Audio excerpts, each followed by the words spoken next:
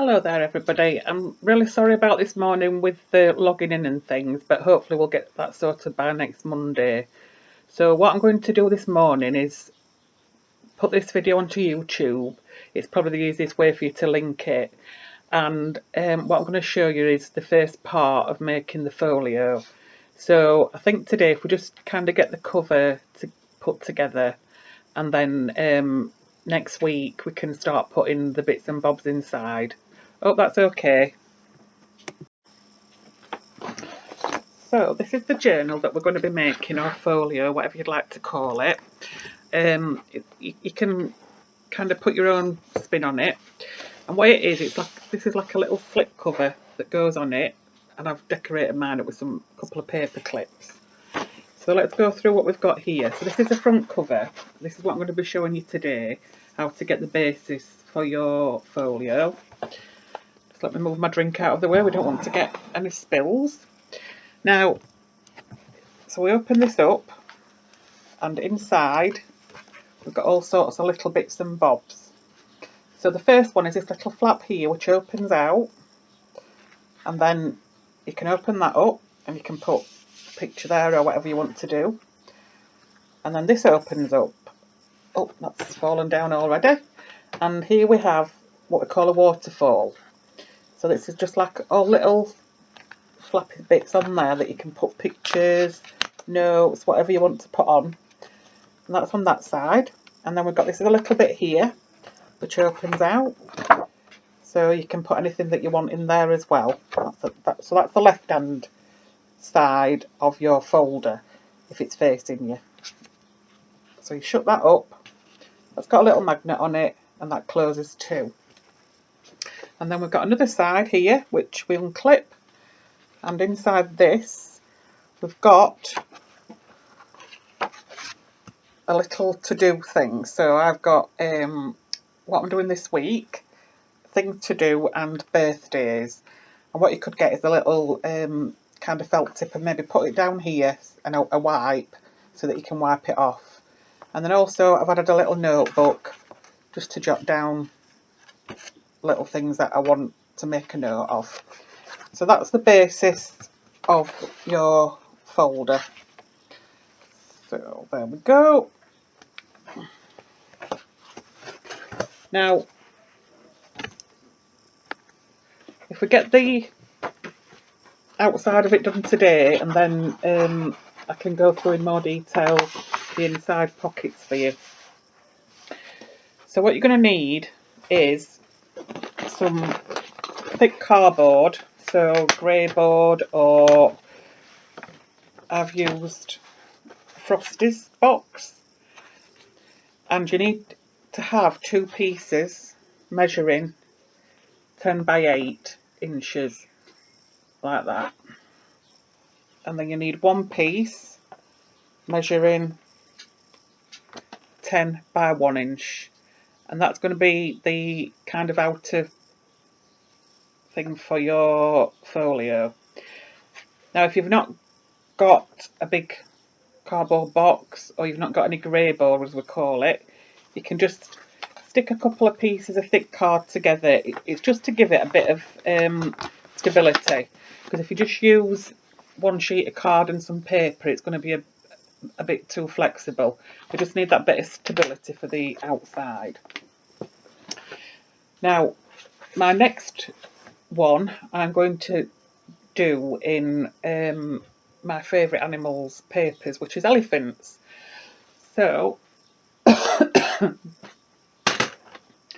if you've got your 12 by 12 papers, then we need to get those ready, because we're going to need two the same.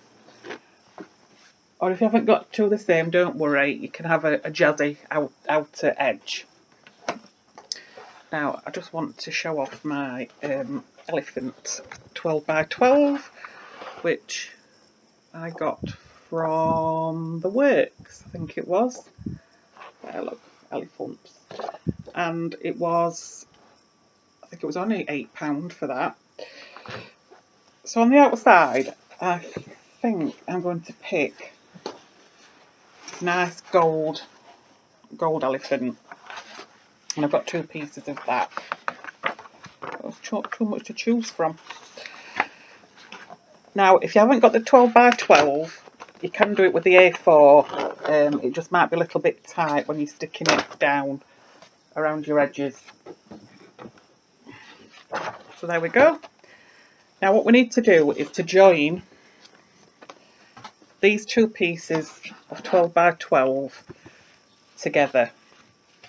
Let me take that off. That's the page topper.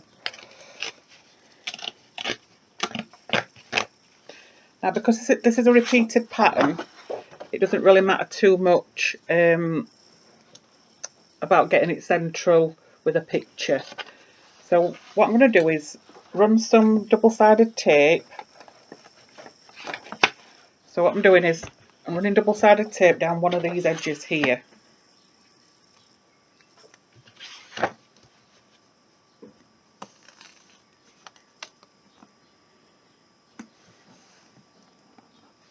Like that.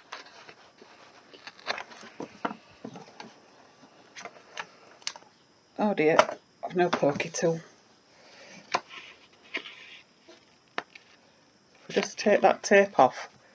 Take it halfway, if you can see that, take it halfway and bend it over. And then I'm going to join these two pieces together. So I'll just make sure that they're both the same way, which they are. And then we're going to join, I'll just pull that chair out a little bit, them together in a straight, so it's one straight line of paper.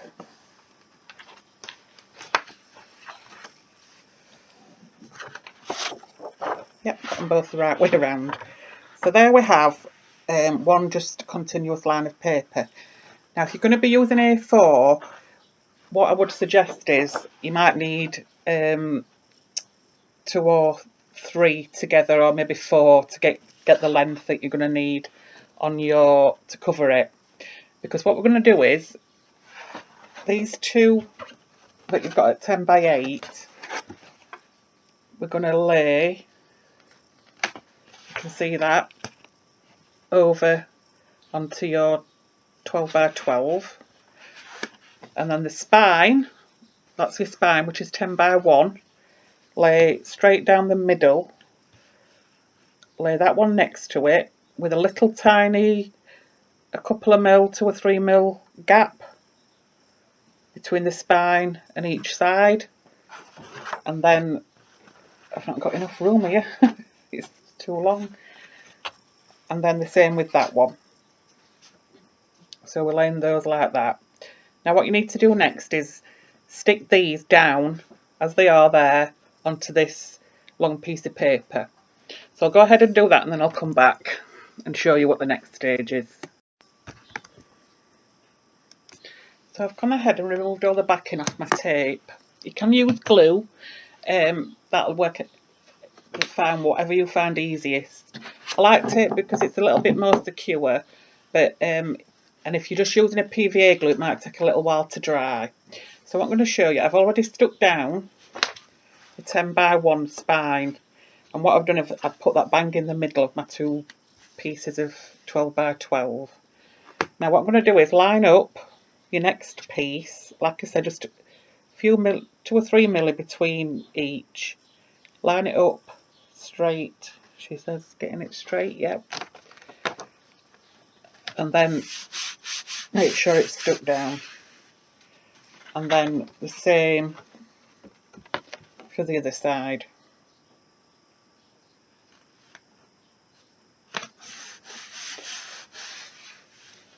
So it should look like that. You should have a little bit of a gap in the middle, and it should be able to fold, so you should have a bit of a gap.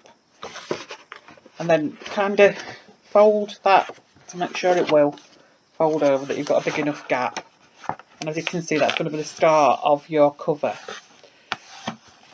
Now, as it stands at the minute, there's a little bit too much card around the edge for me to fold it in. So you can leave it like that if you want and fold the whole amount in. But what I always do, and what I would suggest you do, is we're going to cut and make little corners, so you get a nice sharp corner. on it. So the best way to do that, if you cut just very near the edge, cut off a diagonal from this bit to that bit. You see? And then the same on all the four corners, so we're cutting from there in a diagonal to make like a little tab. And then again the same on the other side, like that. So you've got your corner there, and then again on this side. So we're cutting out like a little tab. Now if you want to, you can cut a little bit off your tabs to make them smaller. We'll just see how that goes in. Yeah, that's fine. So what I would suggest first is, I'm going to run some tape along these two and down here, and then I will show you what we need to do to fold these in.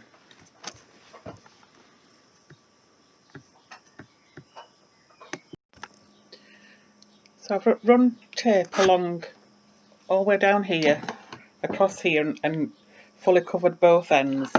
So like as I said, tape or glue, and as you can see I've really covered so that it'll stick down. So the first thing you need to do is these long edges, you need to turn over and cover that long edge there.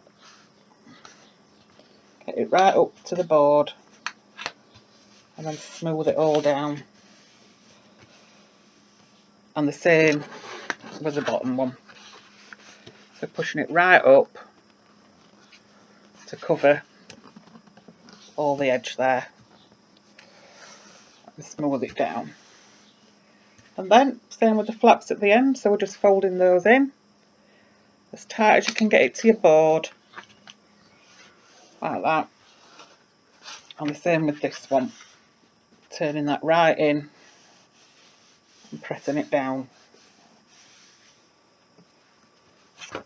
So fold it. You'll now have the outside cover. So as you'll see inside here, that all looks a bit unsightly, so we need to cover those up. So I'll just get the measurements for you for the inside covers. Sorry about that. Right then, so to cover the inside we need 2 pieces at 9 3/4 by 7 3/4. And what these are for the inside, I'll show you down here, these 2 sides. And then you need one at 9 3/4 by 3, so that will make the spine bit of it. So I've chosen these nice matching papers because I've not got 4 sheets, because you will need another 2 sheets for the inside here. And what we'll suggest, the bits that are cut off, save them because we can use them later for decorating the inside. So now what I'm going to go ahead and do is tape these up, and we'll be sticking those inside. But what I would suggest, let's see what works best. Yeah, if you stick your spine one, so we'll stick that one down first and then add these 2 after over it, like that. So that'll just kind of cover the inside of your, it's only just to cover these brown bits up here, because we probably won't see much of it anyway by the time we've finished, but it's just nice to finish it off like that.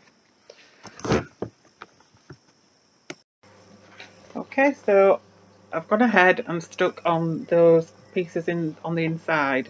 So now what you should have is, you've got the inside cover and your outside. So that's the basis for us to carry on next week, fingers crossed, with the inside of the journal. Okay, thank you very much. Bye.